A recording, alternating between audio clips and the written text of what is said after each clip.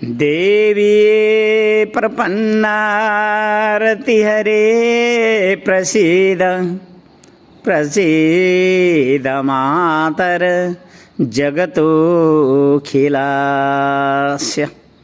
प्रसीद विश्वेश्वरि पाहि विश्वं तमेश्वरी देवी चराचरस्य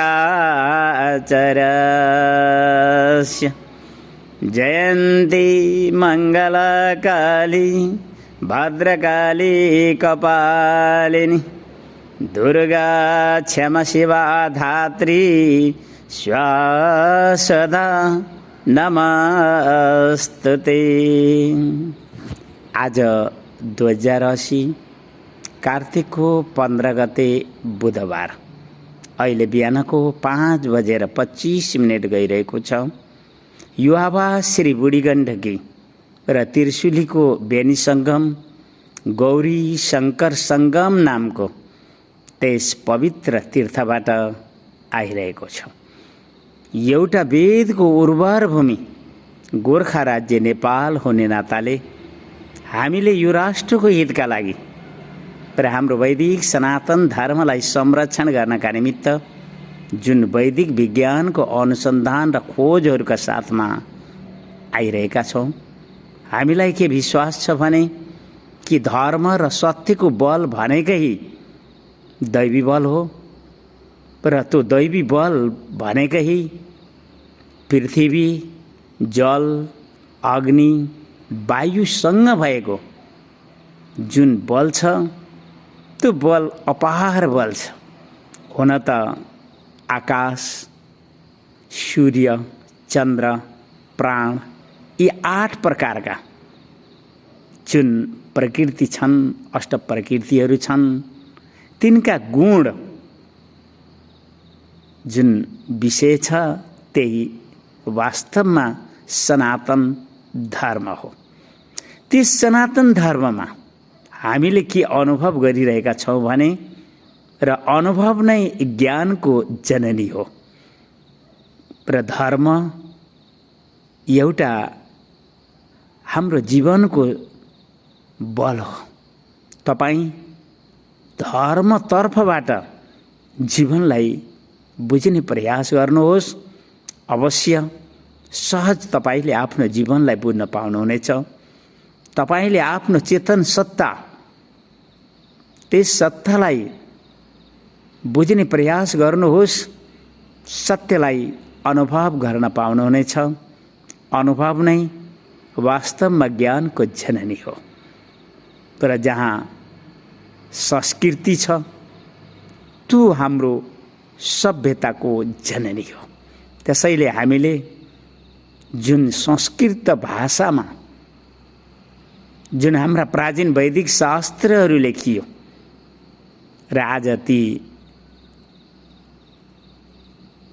समय काल खण्डले भनौँ अथवा एउटा शिक्षा र अनुशासनको अभावले भनौँ अथवा दैवी सिद्धि र शक्तिहरूको प्रभाव देखाउने पात्रहरूको अभावले भनौँ, हामीले जुन प्रकारले एउटा व्यथितिको बहुदलीय राज्य शासनलाई देखिरहेका छौँ र जुन प्रकारले हामीले हाम्रो नेपाली हिन्दू समाजलाई दिनानुदिन पतनतर्फ गइरहेको अनुभव गरिरहेका छौँ। त्यसैले हामीले वैदिक विज्ञानको अनुसन्धान खोजका साथमा एउटा त्यस्तो नेपाली समाजको निर्माण गर्न खोजिरहेका छौँ जो विज्ञान सम्मत पनि होस्, जुन प्रकृतिको दैवी विज्ञानमा आधारित बनोस्। त्यसैले हामीले प्रकृतिलाई बुझौँ। प्रकृति द्वैत थियो, द्वन्द्व थियो र परिवर्तन गर्ने एउटा प्रकृति गुण धर्म थियो। त्यसैले हामीले जस्तो सोच्यौँ त्यस्तो केही पनि हुन पाएन। जब केही पनि हुन सकेन अनि हामी लाचार भएर प्रकृतिको दैवी गुणहरूको विषयमा अध्ययन गर्न पुग्यौँ। हामीलाई वैदिक विज्ञानले त्यो अनुसन्धान गर्ने खोजको बाटोहरू खोलिदियो र त्यस बाटोबाट जाँदा जाँदै जीवनको अन्तिम सत्यता मृत्यु नै अनुभव गरियो। अनुभव वास्तवमा ज्ञानको जननी हो।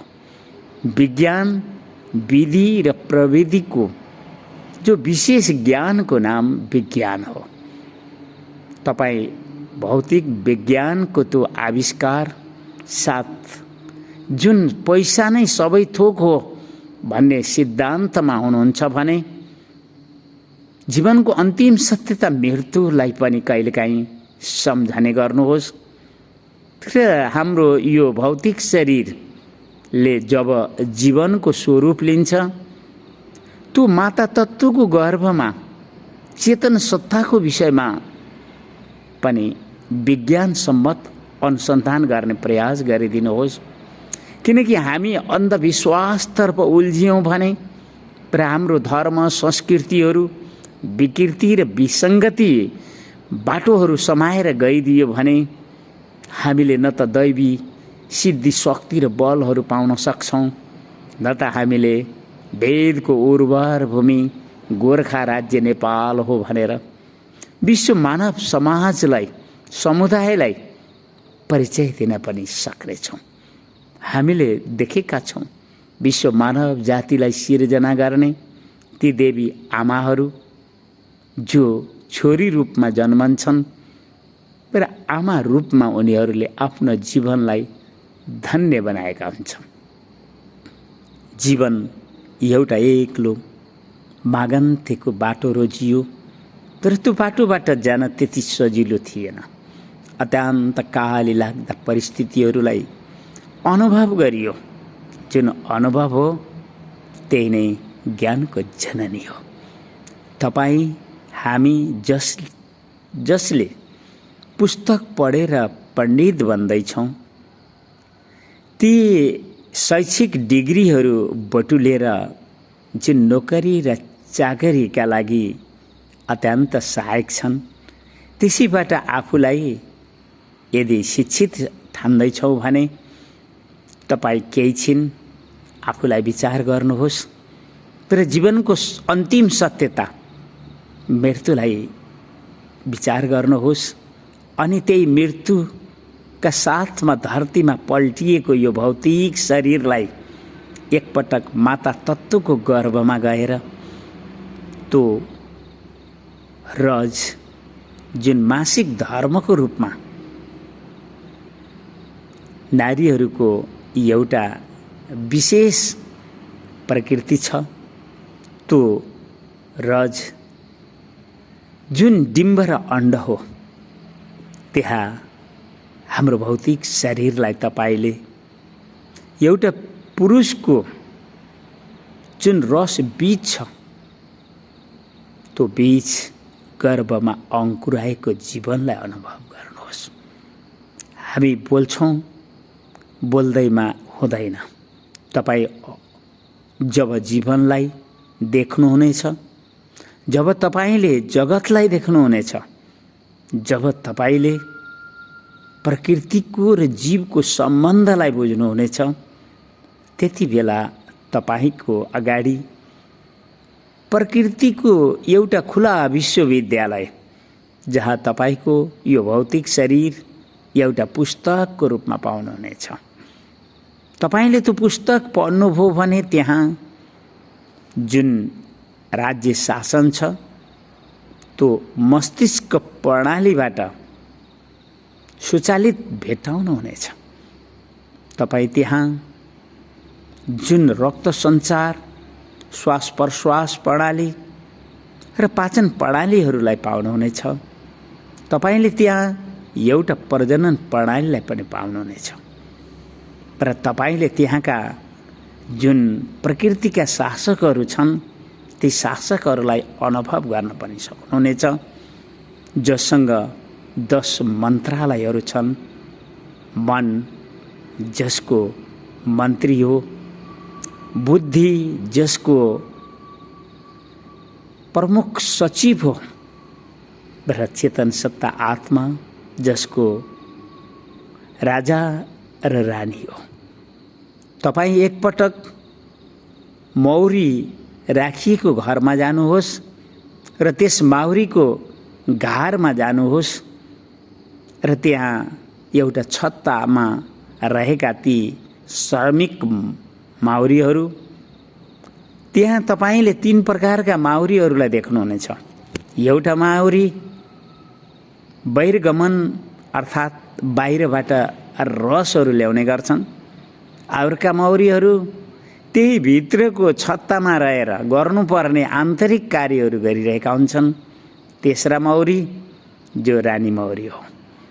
रानी मौरीको काम कि त्यो माउरीहरूको सङ्ख्या पनि बढाउनु हो र तिनीहरूको सम्पूर्ण संरक्षणको दायित्व पनि निभाउनु हो।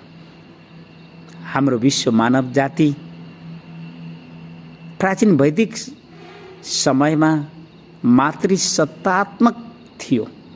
त्यसैले तपाईले जति बेला दुर्गा सप्तशती को देवी महिमा महात्म्यलाई बुझ्नुहुनेछ, त्यति बेला देवता र ऋषिहरूले जुन मातालाई पुकारे, स्तुति गरे र आफ्नो सङ्कटकालीन परिस्थितिहरूबाट मुक्ति पाउनका निमित्त मातालाई नै पुकारियो। यसबाट के स्पष्ट हुन्छ भने कि यो जीव जगत प्रकृतिको सम्बन्धमा जुन जीवन छ, त्यो जीवन शक्ति नै मातृशक्ति हो। हामीले हाम्रो जीवनलाई राम्ररी बुझ्नुपर्ने अवस्था आएको छ।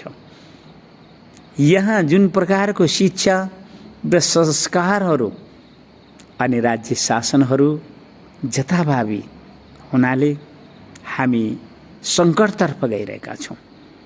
हामीले पाउनुपर्ने खुसी र सुखी जीवनको अभाव भइरहेको छ।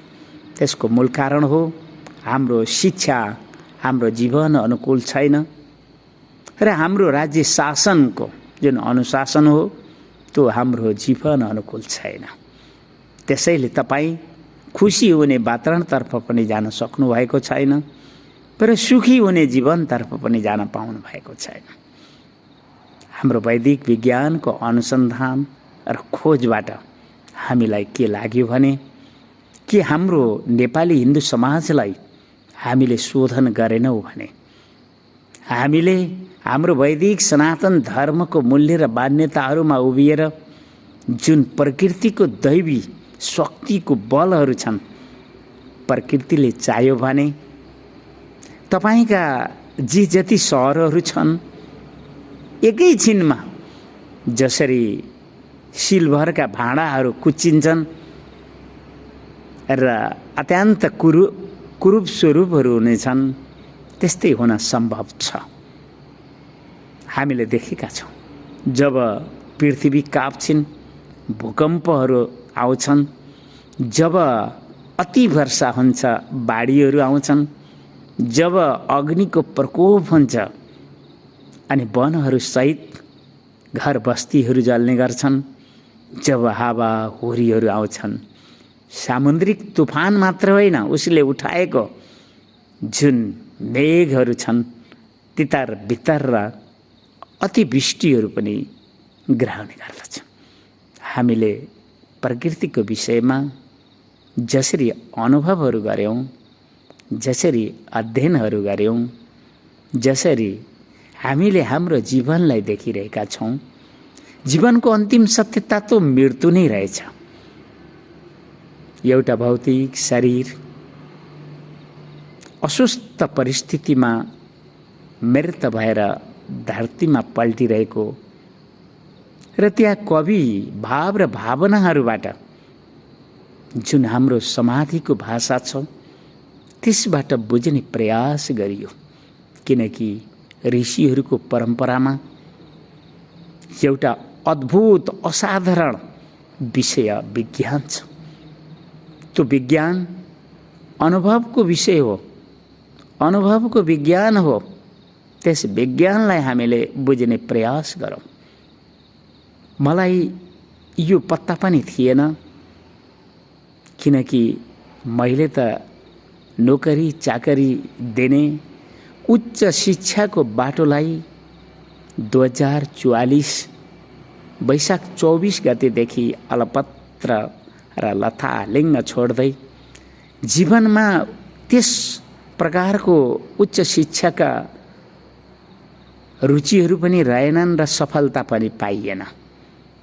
त्यसैले अनुभव त सबै गरियो, तर जुन प्रकारको 2078 मा आएर वैदिक विज्ञानको अनुसन्धानका लागि मैले गरेका सुकर्महरूले, ती देवी आमाहरूले जुन प्रकारले सूत्रबद्ध नामले सम्बोधन गर्दै आत्रेय, ऋषिकुमार, परमहंस भिक्षु तीर्थ समय वैदिक विज्ञानको अनुसन्धान गर्ने परिस्थितिहरू आएको छ।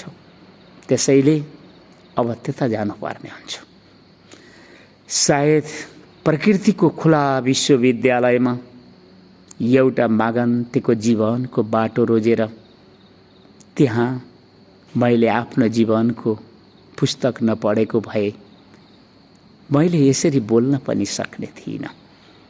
सायद ती देवी आमाहरूलाई सम्मान दिने जुन माता तीर्थधाम अग्नि साक्षी राखेर सङ्कल्प नगरेको भए मलाई ती देवी आमाहरूले त्यस प्रकारको दया, आशीर्वाद, माया र ममता, ती वरदाहातका कृपाहरू, ती सूत्रबद्ध नामका सम्बोधनहरू, ती शिक्षा, उपदेश र विचारहरू जाँदा जाँदै मैले एउटा के अनुभव गरिरहेको छु भने कि धर्म र सत्यमा बल छ, दैवी बल छ। जीवनको अन्तिम सत्यता मृत्यु नै रहेछ।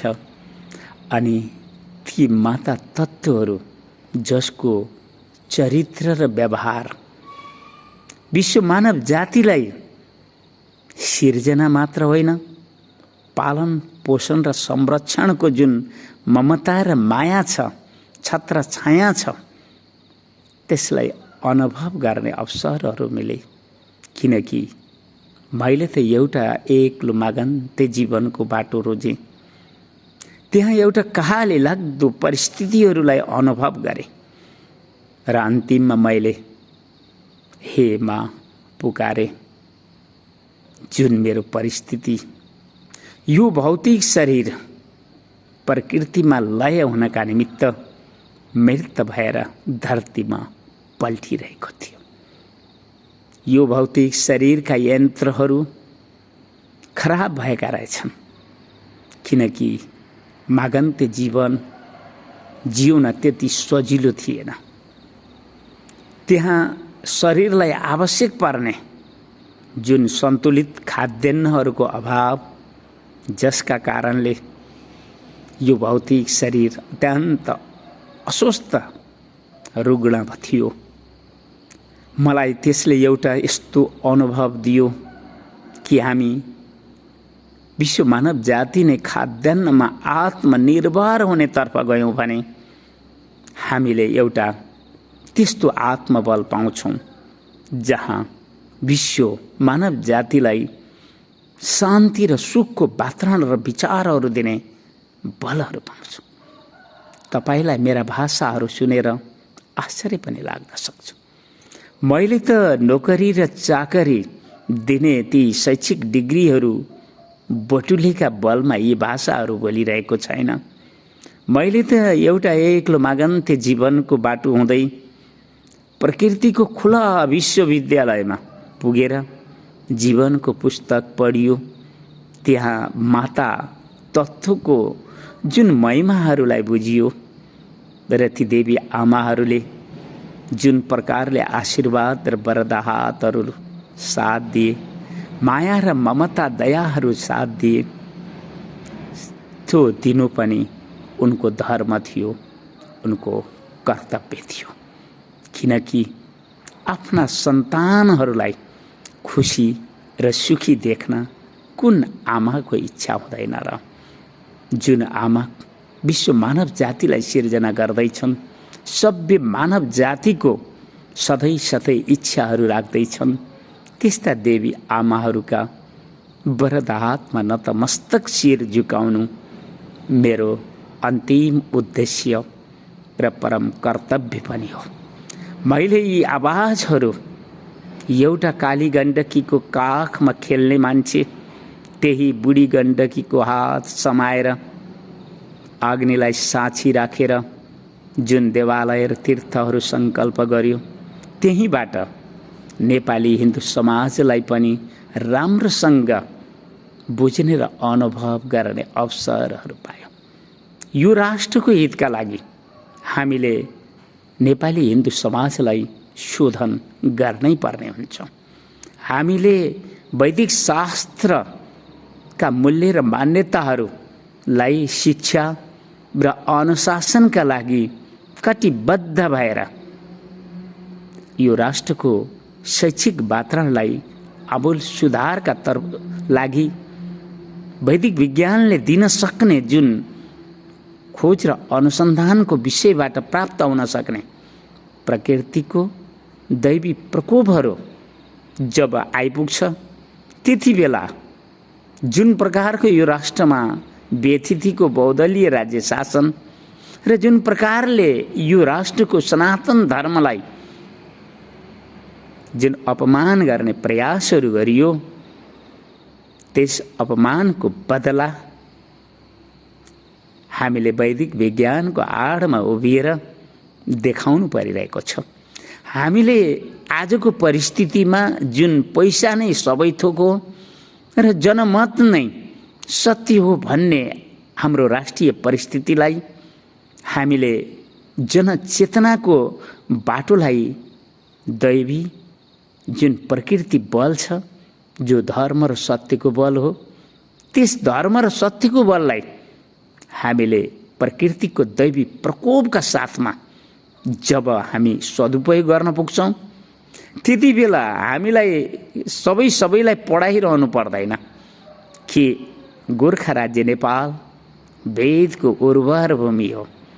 आज पनि यहाँ वेदको जुन सिद्धान्त छ, जो वैदिक विज्ञान छ, जहाँ अनुसन्धान र खोजहरूका जो विधि र प्रविधिहरू छन्, तर त्यहाँ भित्रको विशेष ज्ञानहरू तपाईले हाम्रा ऋषिहरूको मतहरूमा गएर विवाद गरेर ती विषयवस्तुहरू पाउन सक्नु हुँदैन।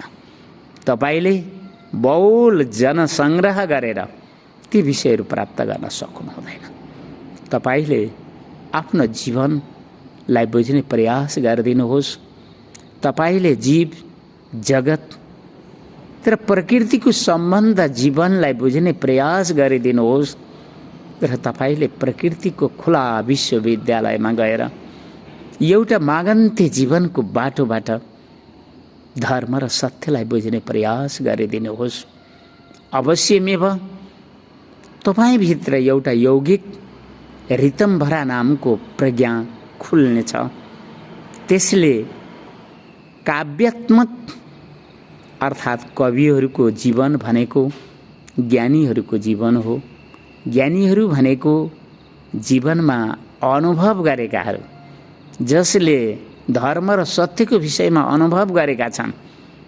तपाईकहाँ जुन आज नेपाली हिन्दू समाजमा तपाईँ देख्दै हुनुहुन्छ, जसले पुस्तक पढेर पण्डित बनेका छन्, बाजा गाजा ताम धामका साथमा जो मदारी जस्तै बनेर पैसा उठाउने धन्दाहरू गरेका छन् र जसले जति धेरै पैसा उठाउँछ उसैलाई सिद्ध गुरु सम्झेर जो अबोध त्यो जनसमाज जनसमुदाय त्यो भेल त्यता गइरहेको छ, उसले यो बुझेको छैन कि यो राष्ट्रको सङ्कटले हामीलाई कति पिरोल्नेछ, कति कष्टमय जीवन बनाउनेछ।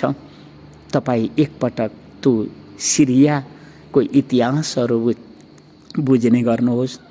तपाईले वर्तमान परिस्थितिमा उभिएको त्यो युक्रेन र रुसको जुन काली लाग्दो युद्धहरूलाई स्मरण गर्ने गर्नुहोस्। तपाईको राष्ट्र यो गोर्खा राज्य नेपाल हाम्रा छिमेकी भारत र चीनको माझमा एउटा तरुल जस्तै रहनाले यहाँ कोट्याइरहन्छन् र यहाँ यो राष्ट्रलाई नष्ट पार्ने प्रयासहरू भइरहन्छन्। त्यसैले त हामीलाई एउटा वेदको उर्वर भूमि प्राप्त भएको छ। त्यसैले त हामीलाई वीरहरू जन्माउने यो धरती मिलेको छ।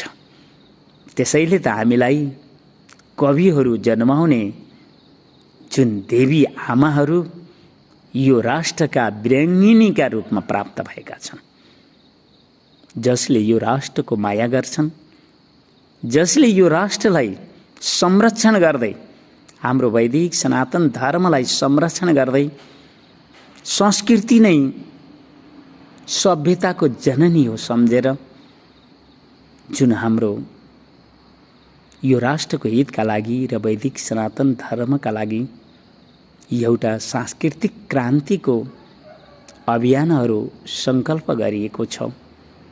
त्यस सङ्कल्पलाई पुरा गर्नका निमित्त हामीले प्रकृतिको दैवी प्रकोपको लागि पृथ्वी मातालाई, जल देवीलाई, अग्नि देवतालाई, वायु देवतालाई स्तुति गर्न जानेका छौँ।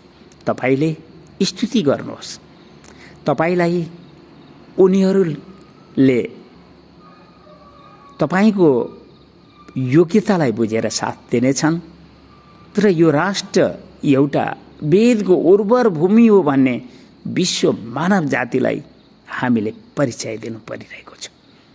अवश्य आत्रेयहरूको वंशमा, अत्रि र अनुसुईयाको वंशमा जहाँ दत्तात्रेय महाराजजी हुनुहुन्छ, जहाँ दुर्वासा ऋषि हुनुहुन्छ र जहाँ नेपाली दार्शनिक सोच राखेका कवि शिरोमणि लेखनाथ पौड्याल हुनुहुन्छ, त्यहाँ हामीलाई के विश्वास छ भने कि आत्रेयहरूले प्रयास गरे भने त्यो पनि काली गण्डकी र बुढी गण्डकीको जुन मध्यवर्ती क्षेत्र छ त्यो एउटा मुक्ति क्षेत्र पनि हो, त्यो एउटा गण्डकी प्रदेश पनि हो र यो एउटा दैवी सिद्धि र शक्तिहरूको ऊर्जा दिने भूमि पनि हो। मैले त्यही अनुभव गरेको छु र यो 58 वर्षसम्म जहाँ पुगिरहेको छु र जसले एउटा वैदिक सनातन धर्मका लागि समर्पित जीवनहरू दियो र जुन प्रकारले हाम्रो नेपाली हिन्दू समाजलाई अत्यन्तै शोधन गर्ने आवश्यकताको महसुस गरिरहेको छ, किनकि यहाँ धर्मको नाममा शोषण भइरहेको छ। यहाँ धर्मको नाममा अन्धविश्वास, विकृति र विसङ्गतिहरू झाँगिरहेका छन्। सायद मैले माता तीर्थ धामलाई अग्नि साक्षी राखेर सङ्कल्प नगरेको भए मैले नेपाली हिन्दू समाजलाई राम्रोसँग बुझ्ने पनि थिइनँ र त्यस हिन्दू समाजभित्र रहेका जुन जन्मले ब्राह्मण, चरित्र र व्यवहारमा मतवाली, पशुपन्छी हिंसा मांस खाने ती शूद्र समानको जुन वातावरणहरूलाई अनुभव पनि गर्ने थिइन। तपाईँ एउटा सामाजिक न्याय दिन खोज्दै हुनुहुन्छ भने तपाईले शिक्षा र अनुशासनलाई नै जोड दिनुपर्ने हुन्छ। तपाईले सामाजिक विभेदलाई अन्त्य गर्न खोज्दै हुनुहुन्छ भने तपाईले धर्मको विषयमा बुझ्नै पर्ने हुन्छ। यहाँ जहिले पनि वैदिक सनातन धर्मको नै अस्तित्व र बल रहेको इतिहासहरू हामीले पाएका छौँ। त्यसैले त जब जीवनको अन्तिम सत्यता मृत्यु नै अनुभव गरियो भने किन यो राष्ट्रको हितका लागि, जहाँ यस गोर्खा राज्य नेपालले एउटा मातृगर्भको त्यो अङ्कुरलाई जब ती देवी आमाले यो धरतीमा टेकाउँदै हुनुहुन्थ्यो, देखाउँदै हुनुहुन्थ्यो, त्यति बेला काख लिने यी धरती मातालाई नै मैले सम्मान दिनुपर्छ। र हाम्रो वैदिक विज्ञानले जुन वैदिक सनातन धर्मलाई नै संरक्षण गर्नु परेको छ र जुन प्रकारको नेपाली हिन्दू समाज छ त्यो हिन्दू समाजलाई हामीले शोधन गर्नै पर्ने हुन्छ। जबसम्म हामीले प्राचीन वैदिक शास्त्रहरूको मूल्य र मान्यताहरूमा आधारित शैक्षिक वातावरणहरू पाउने छैनौँ र हामीले जबसम्म यो राष्ट्रको हितका लागि एउटा राज्यको नीति, अनुशासन र व्यवस्था प्रणालीहरू सुधार्ने छैनौँ, त्यति बेलासम्म हाम्रो जीवन अत्यन्तै सङ्कटमय हुँदै गइरहेको छ। किनकि हामी जुन प्रकारले हिंसाबाट आएको जुन गणतन्त्र छ र जुन बहुदलीय राज्य शासन छ, त्यसको जुन प्रकारको दलीय भागभण्डाले यो राष्ट्र दिनानुदिन सङ्कटतर्फ गइरहेको अनुभव गरेका छौँ। त्यसैले यी आवाजहरू नेपाली समाजलाई जनशिक्षा दिनका निमित्त पठाइँदैछ भन्दै अन्तिममा विश्व मानव जातिलाई सिर्जना गर्ने ती देवी आमाहरू जो मानव जातिलाई उनीहरूले मानवीय सभ्यतातर्फ जानका निमित्त सबैलाई शिक्षा दिने एउटा आदि गुरु बनिरहेका छन्। ती सबै देवी आमाहरूका वरद हातमा नतमस्तक शिर झुकाउँदै म आजको यो आवाजलाई यतै रोक्छु। हस्, धन्यवाद। देवी प्रपन्नारति हरे प्रसीद प्रसीद मातर जगतोऽखिलस्य प्रसीद विश्वेश्वरी पाई विश्व धमेश्वरी देवी चराचरस्य नमन नमन।